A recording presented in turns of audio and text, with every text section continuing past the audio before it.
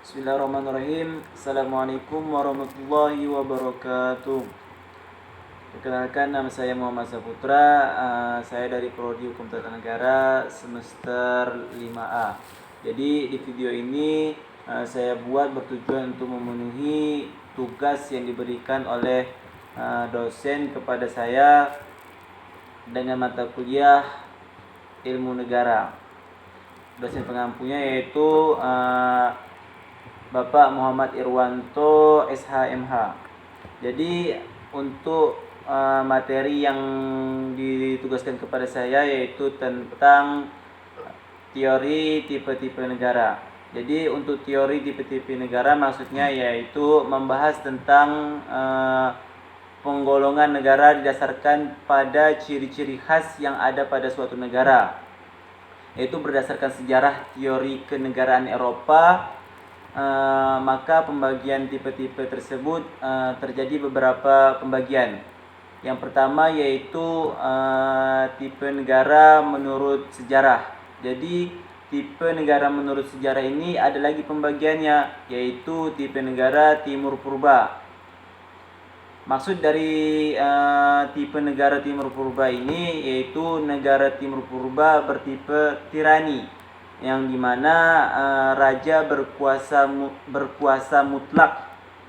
Adapun ciri-ciri dari negara timur purba yaitu bersifat teokratis atau keagamaan, di mana negara teokrasi ini adalah negara yang hanya mendasarkan satu agama saja di dalam negara tersebut. Tidak ada agama-agama lain, hanya satu agama tersebut. Untuk negara teokrasi ini juga dapat dibedakan menjadi dua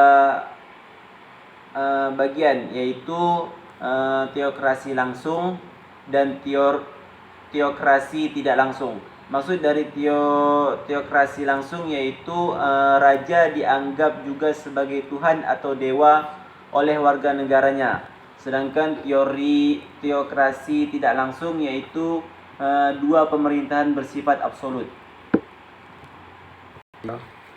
Untuk bagian kedua dari tipe negara menurut sejarah yaitu tipe negara Yunani kuno. Untuk tipe negara Yunani kuno ini yaitu adanya negara kota polisiti state, yaitu berdasarkan negara hanya pada satu kota saja atau dilingkari dengan benteng pertahanan. Adapun untuk tipe negara Yunani kuno ini, dia tidak memiliki penduduk yang banyak, sekitar hanya 300.000 penduduk saja. Ini yang dinamakan dengan tipe negara Yunani kuno. Selanjutnya bagian ketiga dari tipe negara menurut sejarah yaitu tipe negara Romawi. Jadi untuk tipe negara Romawi ini adalah imperium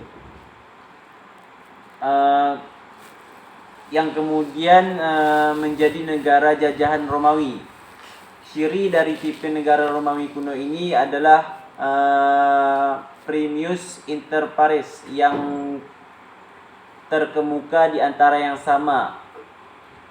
Yang kedua yaitu adanya raja-raja yang absolut kaisar. Pemerintahan di Romawi yang dipegang oleh seorang kaisar yang menerima seluruh kekuasaan dari rakyat.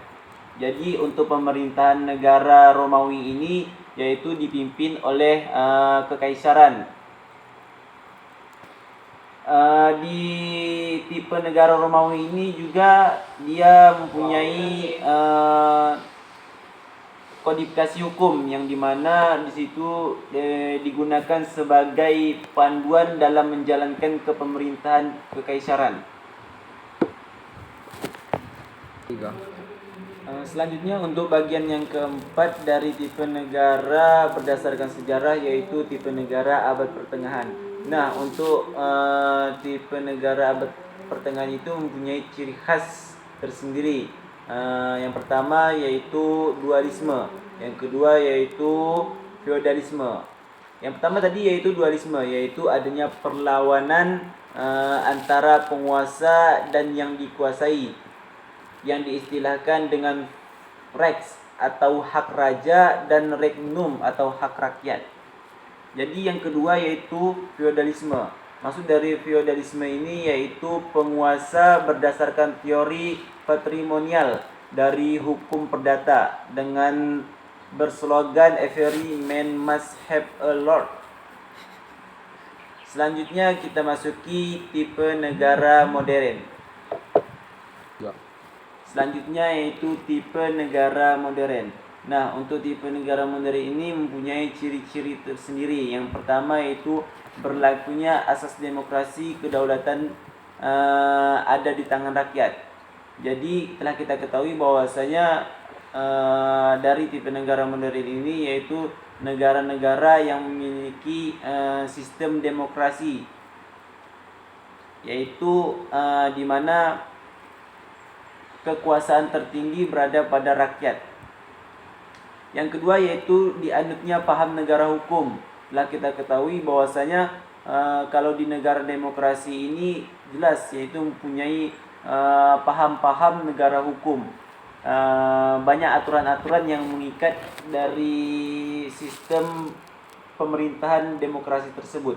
Yang ketiga yaitu susunan negaranya adalah kesatuan.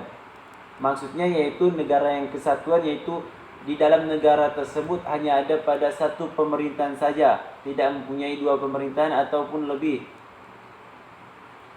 Maksud dari satu pemerintahan yaitu pemerintahan pusat yang mempunyai wewenang tertinggi. Contohnya yaitu presiden mempunyai wewenang yang tertinggi. Yang kedua yaitu tipe negara ditinjau dari sisi hukum. Tadi yang pertama ada tipe negara dilihat dari sejarah. Yang keduanya itu tipe negara ditinjau dari sisi hukum. Nah, untuk tipe negara yang ditinjau dari sisi hukum maksudnya yaitu penggolongan tipe negara ini didasarkan pada hubungan antara penguasa dan rakyat. Untuk tipe negara ini dapat dibedakan menjadi beberapa tipe. Yang pertama yaitu tipe negara polizei stat. Maksudnya ialah pada tipe ini negara bertugas untuk menjaga tata tertib. Dengan kata lain, negara penjaga malam. Maksudnya yaitu negara ini pemerintahannya bersifat monarki absolut. Pengertian polisi mencakup dua arti. Yang pertama yaitu penyelenggara negara positif. Yang kedua yaitu penyelenggara negara negatif, atau disebut dengan menolak bahaya yang mengancam negara. Yang kedua yaitu tipe negara hukum Rechtsstaat. Maksudnya yaitu negara hukum ini merupakan terjemahan dari Rechtsstaat.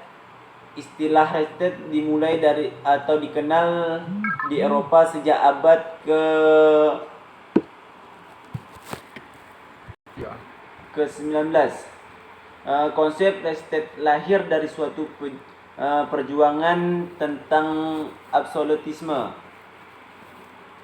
Ciri-ciri dari Rechtsstaat adalah satu, adanya undang-undang dasar atau konstitusi yang memuat ketentuan tertulis tentang hubungan antara penguasa dengan rakyat. Adapun yang kedua yaitu adanya pembagian kekuasaan negara.